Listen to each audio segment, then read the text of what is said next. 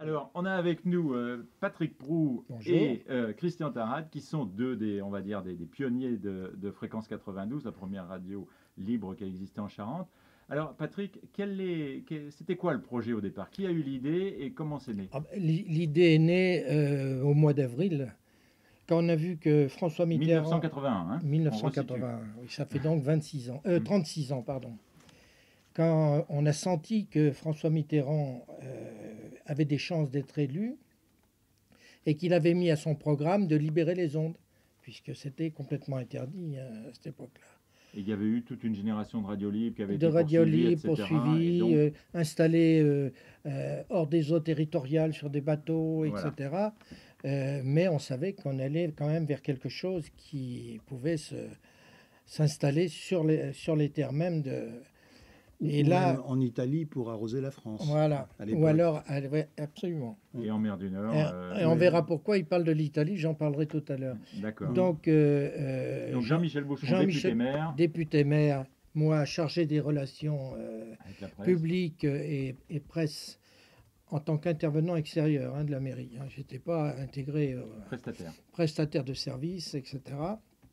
Jean-Michel, qui est une vieille connaissance, m'a dit il faut absolument que nous démarrions une radio. Si jamais François Mitterrand est élu, je voudrais, a-t-il dit, être le premier à avoir une radio libre dans ma ville.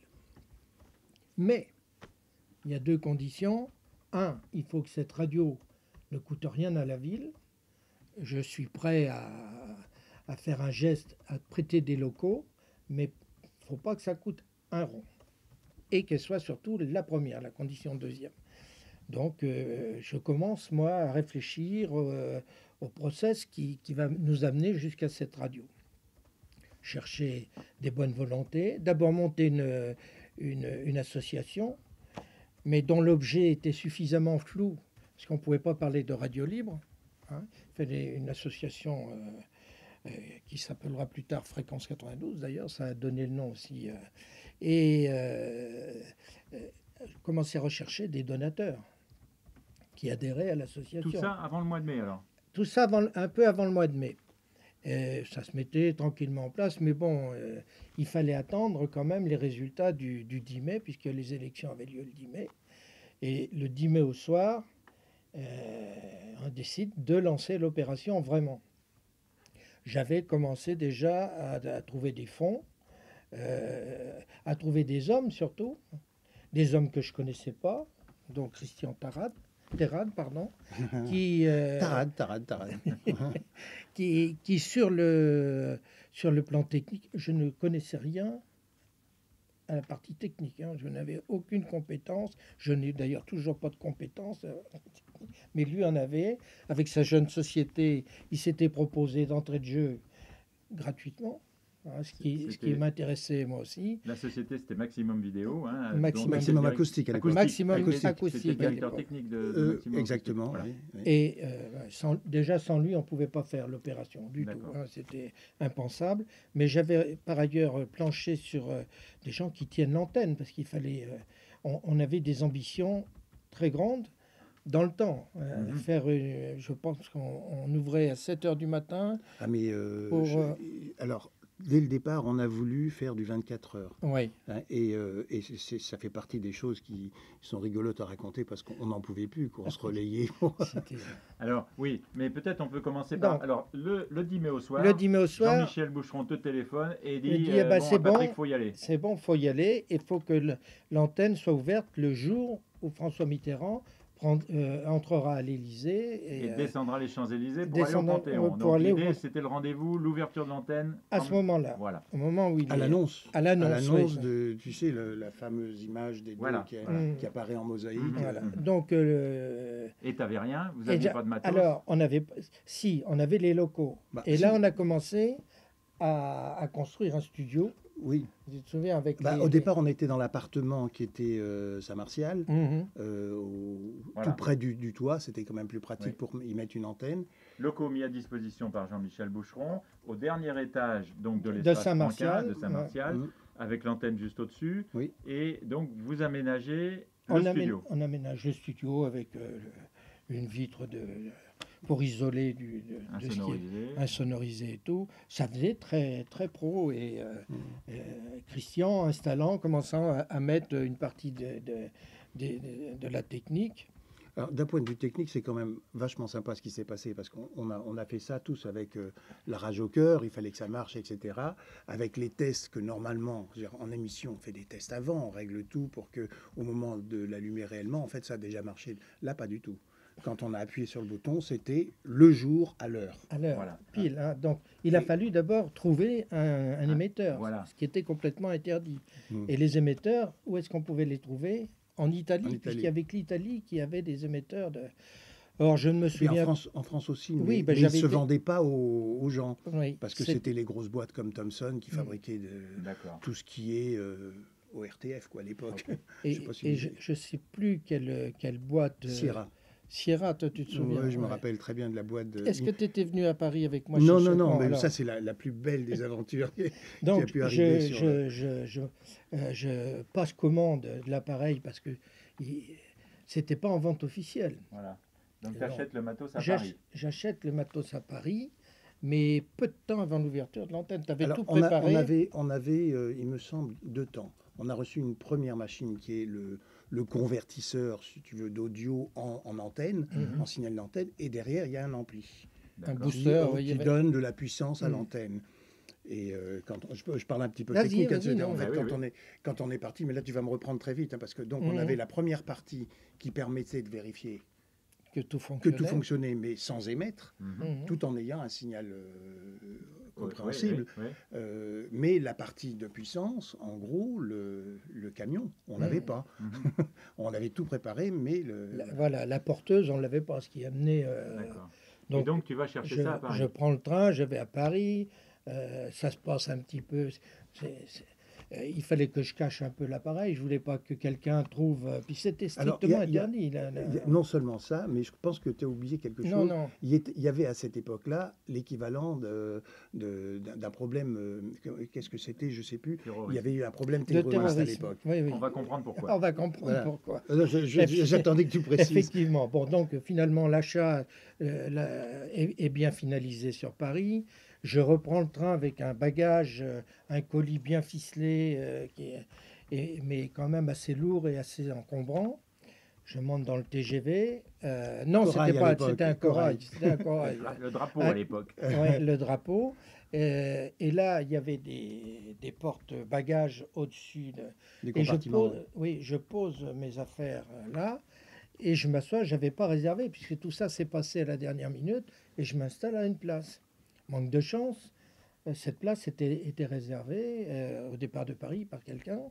J'ai été obligé de libérer, mais c'était tellement lourd, j'ai laissé mon bagage dans le porte-bagages et j'ai filé dans les... Et je n'ai trouvé de la place que dans la voiture suivante. Et puis, je ne sais plus ce qui s'est passé, je crois que c'était un moment à Tours, en arrivant à Tours, j'ai dit, je vais quand même aller voir où est mon... Et là, je demande aux gens qui étaient assis, qu'est devenu le colis? Il était à vous, me dit-on? J'ai dit oui.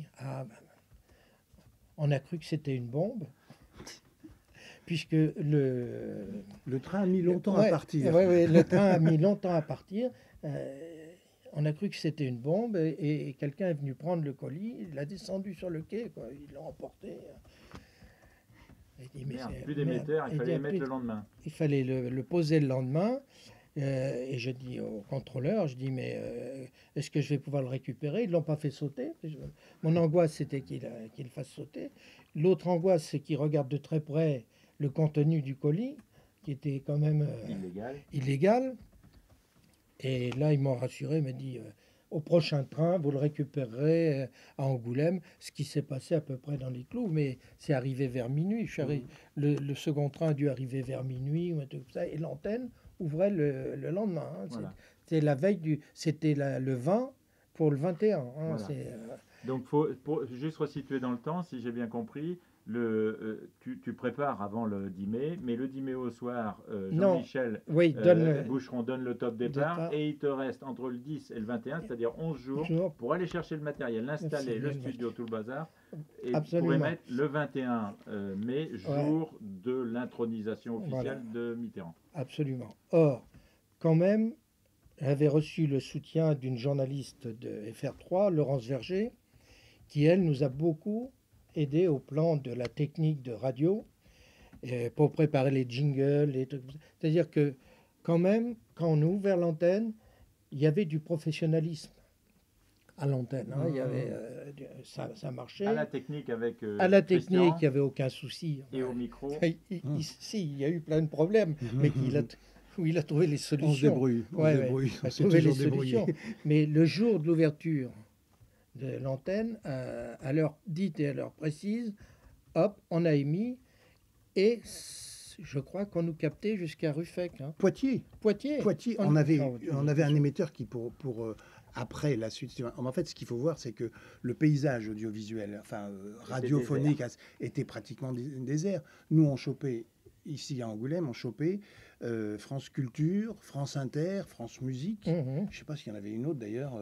France Bleu peut-être à l'époque. Ah non, à l'époque, c'était pas encore. Non, c'est venu plus tard, France Bleu. Donc on recevait, c'est-à-dire que par grande région, puisque ça venait de Mel, il y avait 3 stations à émettre. Donc le paysage n'attendait que ça.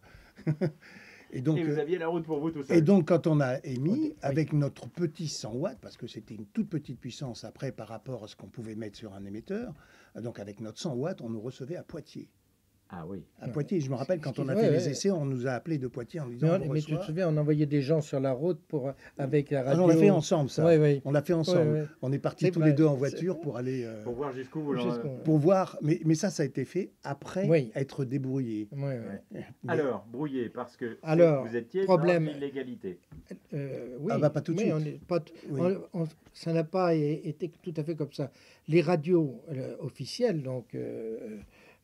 France 3 à l'époque. Non, comment ça s'appelait France Inter, Laurence, qu'on appelait Lucie d'ailleurs. Lucie, elle s'appelait Lucie à la radio.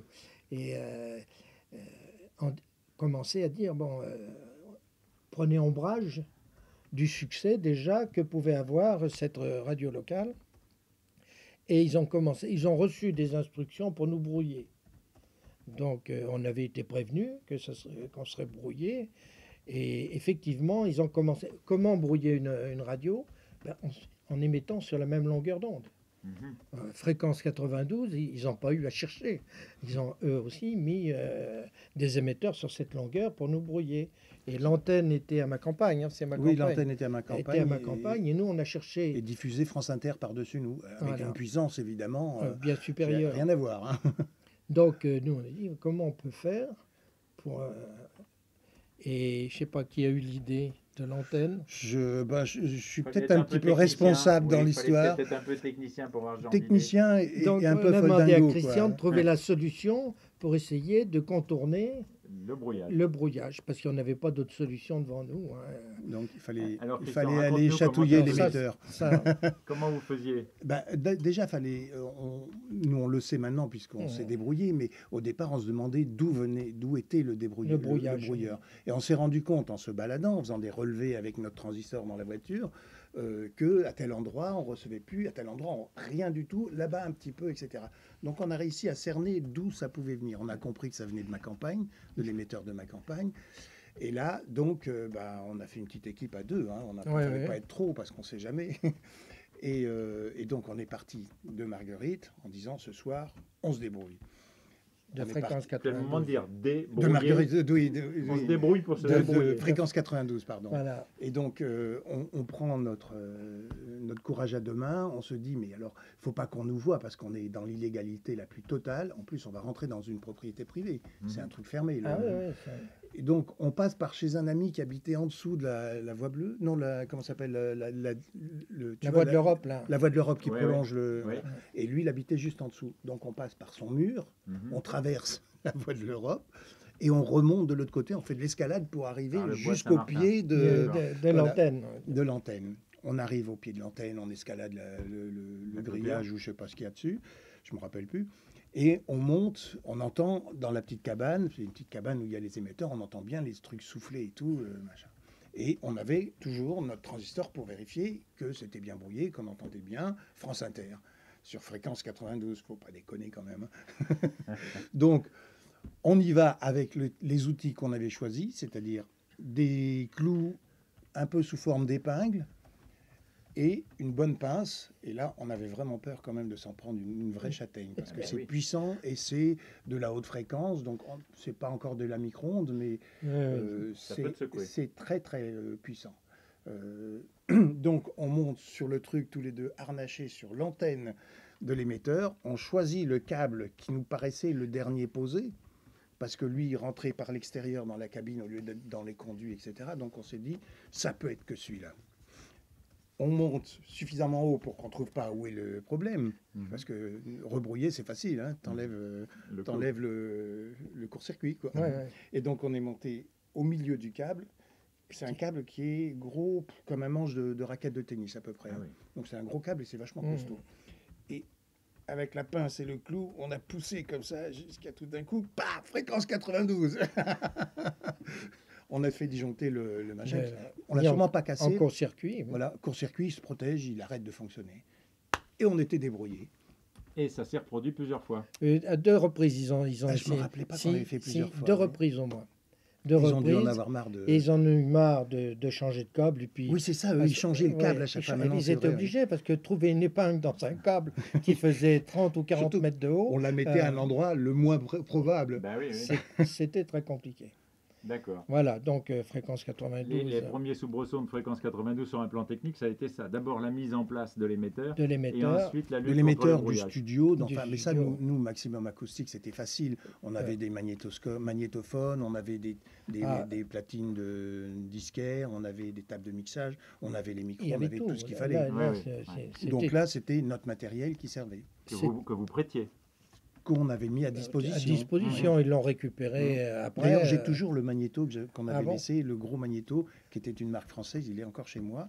Alors, il y a pas mal de choses qu'on vieillit dessus, mais il marche encore. Tu avais des jingles, Alors ça, c'est Jean-Louis qui avait gardé les jingles et qui me les a repassés, Jean-Louis Mathieu, qui me les a repassés il y a une dizaine d'années. Il faut que je répare mon magnéto pour pouvoir les récupérer. Mais je les ai écoutés déjà en faisant des bidouilles pour pouvoir entendre quand même. Et j'ai retrouvé nos vieux jingles qui étaient vachement sympas. Ça aussi, quand on les avait faits, c'était alors après, ils avaient été refabriqués par d'autres gens sur place dans la radio avec le matériel. Mais au départ, les tout premiers jingles qu'on avait, c'était un mec qui nous faisait de la démonstration musicale sur les instruments et qui passait avec son nouveau synthé, je ne sais plus quelle marque, et qui nous disait, voyez, ça c'est bien. Alors là, nous, on a fait tilt avec Thierry Thomas à l'époque en disant, mais puisque tu es là, tu vas nous faire des jingles de radio. Et il nous a fait plein de petits jingles comme ça qu'on a gardés et qui ont servi après. D'accord. C'était. Alors, à l'antenne, qui est-ce qu'il y avait alors qui étaient les gens que tu avais mobilisés? Ça tournait fort. J'ai perdu un peu de. Il y avait. De Varga. Il y avait De Varga, un nommé De Varga qui est mort depuis. Il est mort, je ne savais pas. Il est mort. Qui avait fait de la radio, lui. C'était un semi-pro qui était âgé. C'était le plus âgé de nous tous. Oui, mais il avait les cheveux blancs. On était jeunes. Vous aviez 30 ans. Un peu plus quand même. Enfin, en ce qui me concerne. Moi, un peu plus de 30 ans. Mais pas 50, non plus. 80, 30 ans. Mais lui, il avait déjà 55 ans, cet homme. Et qu'est-ce qu'il y avait? Donc, Christophe, Verger pour FR3 aussi. Laurence Verger qui intervenait pas pour FR3, mais qui venait des FR3 dès qu'elle avait du temps libre. Elle venait de Poitiers. Hein. C'est dire si c'était une expérience qu'elle a retenue. Je l'ai eu encore il n'y a pas longtemps au téléphone. Oui. J'ai eu encore au téléphone. Elle dit ça a été un des moments. Moi qui ai fait de la radio et de la télé, elle dit, ça a été un des moments fabuleux parce que il y avait une espèce d'espoir, c'était de la magie presque. Hein. Donc il y avait elle, il y avait Christophe Hénard qui s'occupait un peu du sport. Hein, il y avait ma femme qui tenait l'antenne pour des trucs d'art Et puis pour, comment on appelait là, les trucs de musique, quand les gens appelaient... Voilà, il y avait les dédicaces. Les dédicaces et, donc, sur tout. un cahier d'écolier, on notait voilà, les appels des Il y avait clients. Jean-Louis Mathieu aussi, qui était... Alors Jean-Louis Mathieu, c'était Jean-Louis Mathieu. Qu'est-ce qu'il faisait? Il et venait d'où, Fred aussi, Frédéric. Oui, il y avait... son nom de famille, moi j'ai plié. Fred, moi je l'appelle Fred. Jean-Louis Mathieu, il venait d'où? Il était au platine, hein, surtout. Bah oui, il était à l'époque. Il fallait mettre les disques. Il était au disquaire au Il Kings. était DJ au Kings. Voilà, ouais, c'est ça. Donc il était là.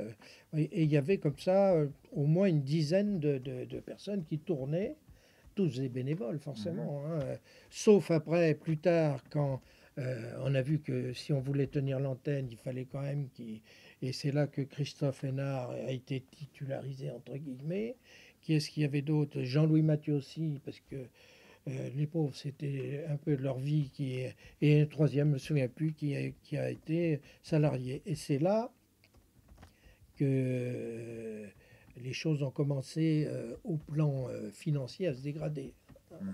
À se dégrader un peu. On attendait l'autorisation de pouvoir mettre de la publicité sur l'antenne, mais ça a toujours été interdit. On a bien reçu une aide d'État, mais qui était ridicule par rapport aux frais de fonctionnement. Une aide d'État quand ça a été légalisé. Légalisé. Et à ce moment-là, et on avait surtout, c'était mon domaine, moi, essayer de trouver l'argent, essayer à tout savoir comment on pouvait faire. Et puis finalement, il y a eu une pression terrible de la presse locale, d'intérêt... parce que la presse locale s'est dit, elle avait commencé à mettre en place une antenne qui ne marchait pas du tout. Enfin, par rapport à Fréquence 92, elle qui mettait des professionnels n'arrivait pas à avoir d'audience parce que elle continuait à faire un journal façon journal écrit à l'antenne. Donc ça n'intéressait pas plus que où tu achètes le journal La Charente Libre. C'est écrit, tu le lis. Et puis, mais à l'antenne, ça rend pas du tout de la même manière. Et puis il n'y avait pas le côté militant. Il n'y avait pas le côté militant, etc. C'était, mais donc il n'y avait pas cet engouement. Et le directeur de l'époque, président de l'époque du journal, a pris ombrage que je sois aussi dans le système, puisque j'étais un ancien de la Charente Libre. Et il m'a fait savoir par personne interposée que je connaissais bien parmi les actionnaires du journal que je mettais en danger, d'après lui, le journal, et que je n'avais pas le droit de le faire, etc. Enfin, la corde sensible, les trémolos et tout. Ça, c'est des choses que moi, je n'ai pas connues. Pour que tout le monde comprenne bien les personnes interposées, tu veux peut-être pas le dire, mais moi, je vais le dire. Donc, il faut savoir que la Charente Libre avait été créée par le grand-père de Jean-Michel Bouchron, et que la maman de Jean-Michel Bouchron était administratrice du journal. Voilà. Donc, il y avait en même temps histoire de famille, de rivalité et c'est elle, je peux le dire, c'est elle par une pression amicale. J'adorais cette dame qui était tout à fait respectable et qui m'avait vu en aparté et qui m'a dit, voilà, je suis très embêté de te dire ça, mais... il faut qu'on trouve une solution, un rapprochement, parce que ça ne pourra pas durer. Le journal pense que un jour la publicité va leur échapper pour aller plutôt vers... et c'était ça le fond du débat. C'était un problème. Alors là, et Jean-Michel Bouchron lui-même commençait à être inquiet du comportement du journal, puisqu'on arrivait vers des échéances électorales. Et le journal avait menacé de s'occuper un peu de le prendre en grippe sur le... Oui, de faire donc, bilan, je me suis retrouvé très embêté. Et ça a été pour moi un échec. C'est que je suis allé à Canossa, comme on dirait, voir les gens de la Charente Libre à l'époque, pour échanger, pour dire, bon, oui, on va arrêter Fréquence 92, mais dans la structure qui va s'ouvrir de votre côté, j'aimerais, pour ne pas dire j'exigerais, que les 3 salariés fixes qui étaient à Fréquence 92 soient repris par vous, sous une forme ou sous une autre, ou dans la radio que vous mettez en place, ou au journal même. Et ils ont tenu parole. Alors pour resituer dans le contexte, on peut rappeler que donc Fréquence 92 a commencé à émettre dès le 21 mai et qu'à l'automne, la Charente Libre, en réaction, a créé une autre radio qui s'appelait Radio Locale Charentaise, RLC, donc qui était faite par des professionnels de la Charente qui tournaient. Qui faisaient un journal le matin, mais que dans la journée, c'était simplement un automate qui diffusait de la musique. Et il n'y avait donc pas tout ce côté militant, associatif, etc., absolument. qui explique en grande partie le succès populaire et d'audience de Fréquence 92. Absolument.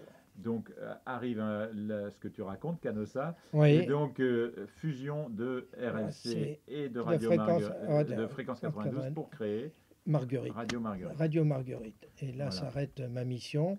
Et c'est là que j'étais très déçu parce que personnellement, il y avait tellement de gens, de bénévoles qui étaient venus, qui s'étaient investis dans cette affaire que j'étais très très mal à l'aise. Beaucoup sont restés sur ensuite Radio Marguerite ou pas? Non, je crois pas. Il n'y en a pas eu. Les noms que tu as cités, Jean-Louis Mathieu. Ah oui, Jean-Louis Mathieu, restés, Christophe, et puis il y avait une autre personne. Il y a Fred qui était. Enfin, en tout cas, je sais que lui, il est passé de Fréquence 92 à Marguerite. Et c'était qui, Fred, alors? Fred, c'est un mec qui venait chez nous au magasin. On faisait de la musique et ce mec-là, on avait sympathisé avec lui. Il était batteur, tu vois, dans un groupe et donc ça l'a intéressé. Il a dit, moi je veux participer, etc. Et petit à petit, il en a fait beaucoup plus que les autres puisqu'il était présent au départ en bénévole comme tout le monde. Et puis après, quand il y a eu moyen d'être payé, il a fait partie des permanents. D'accord. Voilà, et il est toujours plus ou moins dans le métier. Notre boîte actuelle, quand on fait du son, ça nous arrive de lui faire appel à lui. Il est toujours sur Angoulême. Il est toujours sur Angoulême. En tant que musicien, alors là, tu fais appel à lui. Non, en tant qu'ingé son. Ingénieur son. Ingé son. Il prend la perche. Et il y a un nom qui me revient, c'est Cazenave. Le père? Oui. Non. Le père était dans l'association. Oui. Mais le frère du premier adjoint. Thierry Cazenave. Ah oui. Ouais. Il était, il était infirmier, je crois. Oui, mais il fait partie du staff technique de Fréquence 92 et il travaillait, lui, à l'époque, sur l'entretien et la maintenance du matériel de l'hôpital. Voilà. Et, donc il avait un savoir-faire. Je crois qu'il y est toujours là-bas, à moins qu'il soit à la retraite, ce qui est possible aussi. Mais à l'époque, il faisait partie des gens très sérieux sur lesquels il pouvait fournir, il savait où acheter, le bon câble qui va bien. Adorable et compétent. Alors dans la ville, comment ça a été reçu ce Fréquence 92 le lendemain, est-ce que tu as l'impression qu'elle a été écoutée? Oui, très très vite, parce que les dédicaces en étaient le témoignage. Le téléphone n'arrêtait pas de sonner pour des dédicaces, et on faisait des petites interviews, on traitait des sujets en table ronde à l'intérieur. Pas au niveau politique, je veillais à ce qu'on ne puisse pas dire c'est une radio socialiste du maire d'Angoulême, etc. Et on s'était mis d'accord avec Christian Lafont qui avait fait des émissions aussi, un mec que je connaissais, qui s'est intéressé, lui, de parler et d'organiser, mais peut-être avec José d'ailleurs. Oui, José. Et voilà, il y avait donc il y a eu tout de suite un auditorat important parce qu'il y avait l'effet nouveauté. D'abord, il n'y avait rien d'autre. Il n'y avait rien d'autre. Puis on écoutait les gens. Il y a un autre mec que j'aimerais citer, qui est décédé depuis, c'est Gilles Turlot. Tu as peut-être entendu parler de ce mec-là, avait une très belle voix et il venait raconter des histoires de Jodorowsky. C'était un acteur de théâtre et Christophe Hénard nous en a parlé parce qu'il avait été frappé par la qualité la voix. Et alors, il prenait des textes et puis il venait raconter les histoires. C'était moi qui écoutais rarement la radio, si ce n'est que pour avoir un peu de musique, je m'arrêtais comme pour les maîtres du mystère à l'époque. Ah oui. C'était super ce qu'il faisait. Il amenait de la littérature et il lisait les textes. C'était vachement bien. Alors, quels souvenirs vous en gardez tous les deux? Peut-être toi, Patrick? Une grande expérience. De toute façon, c'était un moment une espèce d'élan. C'était magique comme situation. Et on a travaillé là des journées inimaginables. On passait des nuits sans... Au départ, ça a été extraordinaire. Et tout au long de la vie. Pour ça que, pour moi, ce fut un échec de voir... d'être obligé, j'ai été mis dans l'obligation de stopper. Pour des raisons politiques et financières. Économico-politiques. Voilà. Aujourd'hui, je les comprends. Là, il y a des choses mais sur le coup, ça a été dur. Frustration. D'ailleurs, moi, j'ai quitté Angoulême à ce moment-là. À la fin de la radio, j'ai quitté... Moi, du côté technique, évidemment, on a une autre vue, mais tu avais ce côté famille, club... presque religion, tu vois, de cette radio, où les gens qui venaient là, ils n'étaient pas là, parce qu'il y avait un moteur, il y avait quelque chose qui poussait, quoi. C'était vraiment... Alors après, évidemment, moi je dirais parce qu'il n'y avait pas la publicité, on avait un autre nerf. Il n'y avait pas d'enjeu. À partir du moment où il y a eu de la publicité, et on a d'ailleurs eu dans les premiers jours, je ne sais pas si tu te rappelles de ça, non, les ronds rouges, Elf, qui avait entendu notre petite radio qui tournait toute seule, qui avait fait des propositions sur lesquelles, là tu dois t'en rappeler, on avait dit non, on n'a pas le droit aujourd'hui, on aimerait bien, mais on ne peut pas. Oui, ce dont je me souviens, c'est qu'on avait... mecs, hein. On n'avait pas du tout on n'avait pas pu prendre d'argent là-dessus. Et même je me souviens d'avoir été obligé à un moment donné d'y aller de mes fonds propres. Ça a été une partie. Mais ça, je ne regrette rien à ce niveau-là. Est-ce qu'on peut, toi qui connais un peu les deux côtés de l'aventure ici en Angoulême avec les boîtes du Polymage, est-ce qu'on peut parler d'esprit start-up à cette époque-là? Est-ce que c'était un peu la même chose? Ah oui, tout à fait.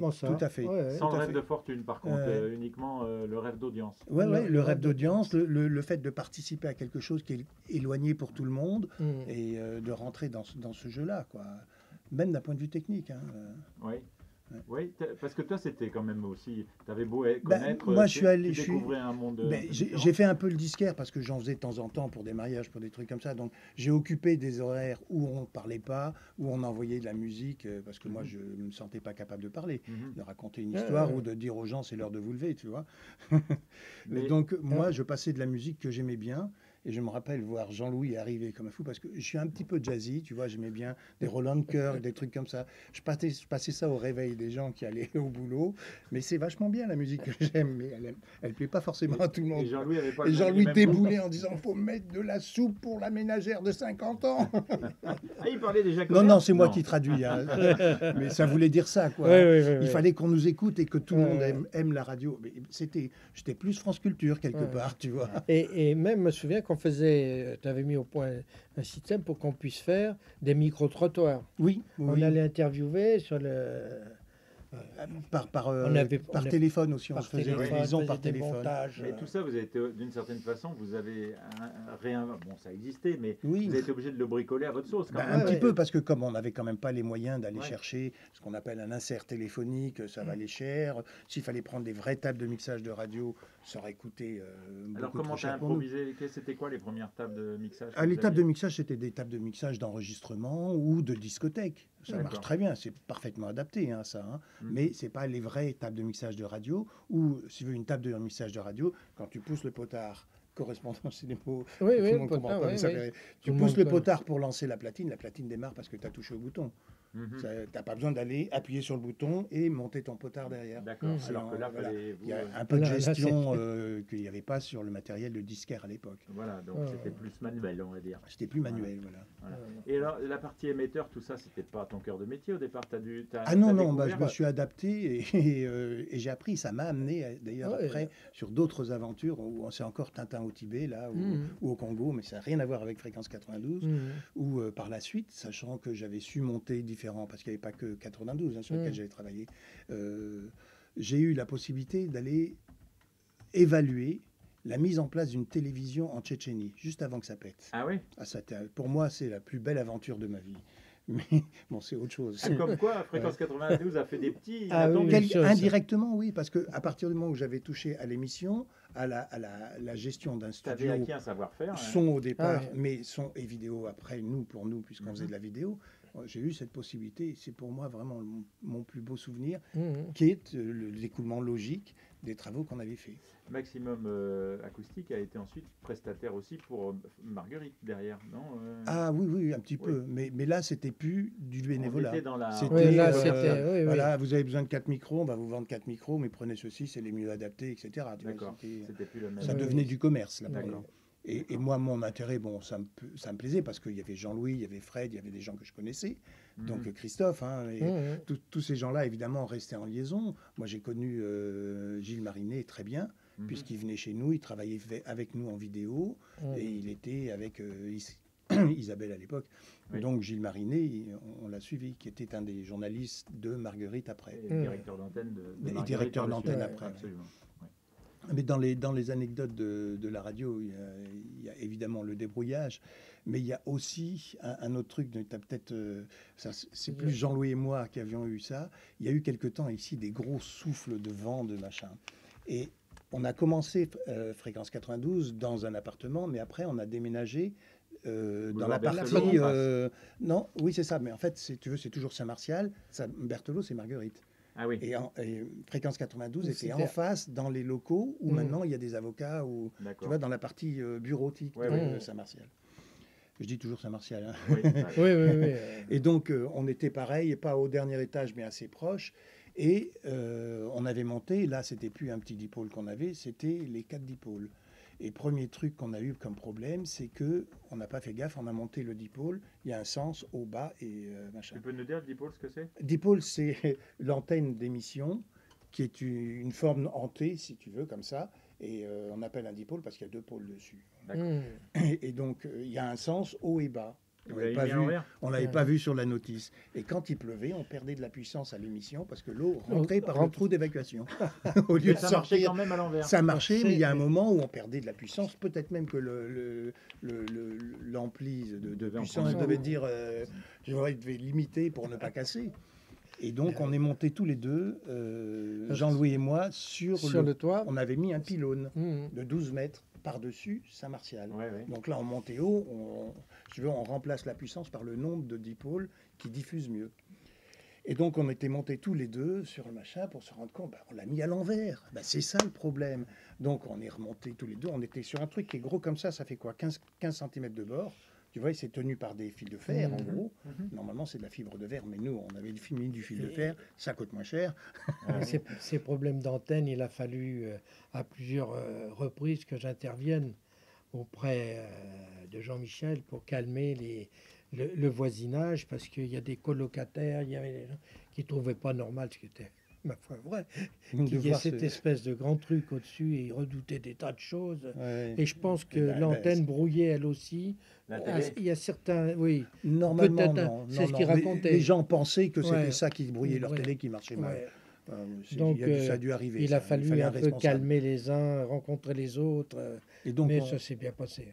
Donc on est montés tous les deux sur cette machin tout petit avec un pied ici, un pied là pour se tenir. L'autre côté, Jean-Louis qui avait son pied et son autre pied, accrochés au poteau comme ça, tous les deux en tremblant parce qu'on avait à 12 mètres au-dessus de Saint-Martial, ça fait un drôle de haut, tenu par des bouts de fil de fer aux rails de sécurité qui étaient au bord. On monte là-haut, on trouve le truc, on est content, on inverse les antennes, on remonte, tout marche bien, on descend. Le lendemain ou sur le lendemain, coup de vent sur Angoulême, l'antenne par terre. Et on était là-dessus la veille tous les deux. On s'est dit, tu te rends compte, ça tenait pas, on était là-haut. ça fait partie de mes souvenirs, tu vois. Parce que tous les deux en train de trembler de peur sur notre machin, mais il fallait y arriver. Et oui. Vous avez d'autres anecdotes comme ça? Non? Non, parce que le temps a effacé beaucoup de choses. Oui. Oui, mais moi je me rappelle la relation avec Laurence au niveau du travail, c'était vachement sympa.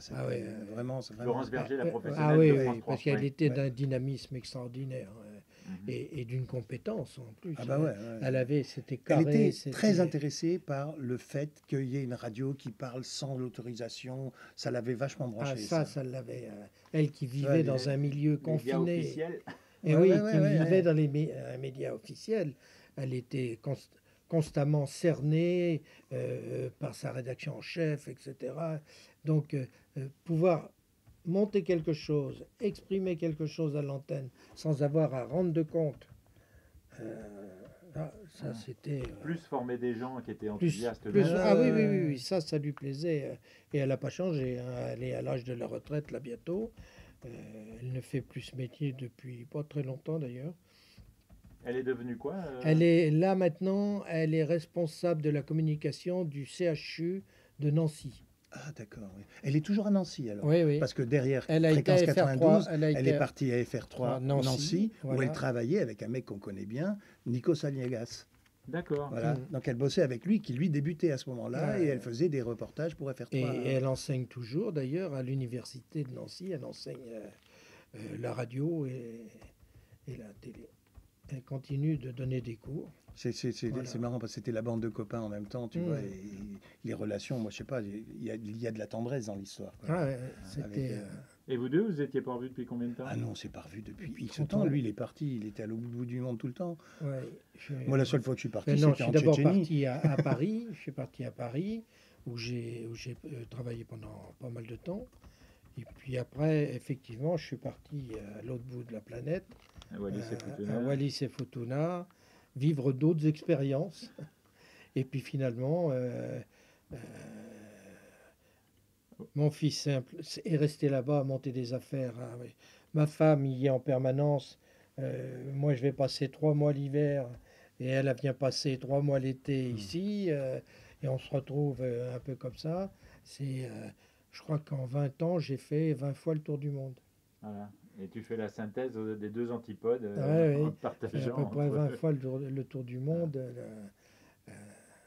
Et dans ce sens, et parfois dans l'autre sens d'ailleurs, pour le plaisir. Là, aussi du bateau, tu as fait du bateau à une époque. J'ai fait du bateau, j'ai un peu fait de tout. Pour un socialiste, aller vivre dans un pays où il y a encore les seuls 3 rois de France. Oui, les rois de la République. C'est quand même très fort. Oui. Mais ce sont des rois élus quand même. Oui, je sais bien. Pas élus, désignés par les chefferies.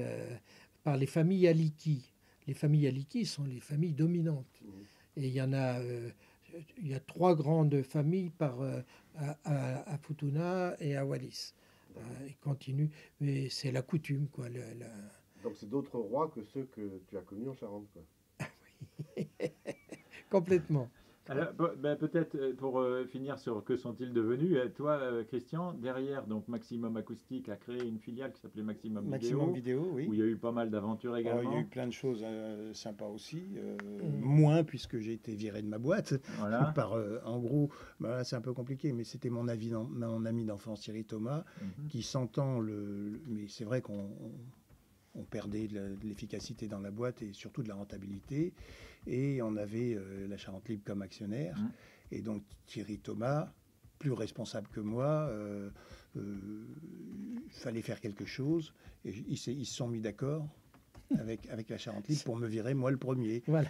Et en fait, ce qu'il n'avait pas compris, c'est que derrière, c'est lui qui a sauté. Bah oui. Et tous les autres. Voilà. Et donc derrière Maximum Vidéo, qu'est-ce que j'ai monté ma boîte parce que je prétendais contre ce que pouvait penser la Charente Libre à l'époque, plus le groupe Sud-Ouest d'ailleurs, qu'on pouvait travailler de notre métier à Angoulême, alors qu'on avait eu un des plus beaux studios de France à Angoulême, à Saint-Thierry-Ex. Et même si on n'avait pas la clientèle suffisante pour pouvoir tenir, on pouvait quand même vivre de ça. La preuve, c'est que je suis encore là avec ma petite boîte Mosaïque, que j'ai remontée derrière, Mosaïque, continue à vivre maintenant en faisant de la prestation caméra, en faisant de la vente et de l'installation de matériel. Donc on est encore dans ces choses-là. Voilà. Mais j'ai pas revendu mes parts. En fait, j'ai un de mes ex salariés qui est venu prendre des billes dans ma boîte. Mais plus exactement, il a ramené un complément d'activité et de finances. D'accord. Donc, moi, j'ai voulu garder mes parts et lui a rajouté des parts pour passer majoritaire. Okay. Et donc, je suis maintenant minoritaire. Et à la retraite. Semi-retraité. Voilà. Et non, plus semi-retraité. Il y a 6 mois, j'aurais dit oui, semi-retraité, j'arrive pas à mettre le pied par terre. Maintenant, j'ai mis le pied par terre et c'est plein de boue, j'arrive pas à m'en sortir. Tu fais toujours de la course, toi? Ouais. Tu as fait le marathon du Cognac? Oui. Ouais. Et ben l'écran qui est là-bas, c'est nous qui l'avons mis. D'accord. Voilà. Et c'est nous qui mettons les écrans sur les remparts. On ne sait pas trop ce que ça va donner pour le moment. Je me rappelle bien de Christian Tarab lorsqu'il a monté Mosaïque, qui est venu me voir. Mais oui, j'aurais pu en parler d'ailleurs. Oh non, c'est vrai, oui. Avec Véronique Auxier à l'époque, j'étais rentré dans le système qui aide à avoir un prêt au départ. Prêt d'honneur. Prêt d'honneur, voilà. Tout à fait. Voilà, quoi, Fréquence 92 a permis quand même à tout le monde de vivre une belle aventure et d'en connaître d'autres par la suite. Et d'en connaître d'autres par la suite. Étonnante quand tu nous racontes l'histoire de la Tchétchénie, c'est fantastique. Enfin, c'est pas directement découlé, mais c'est dû au savoir-faire qui ont permis tout ça, quoi. Ah, ok.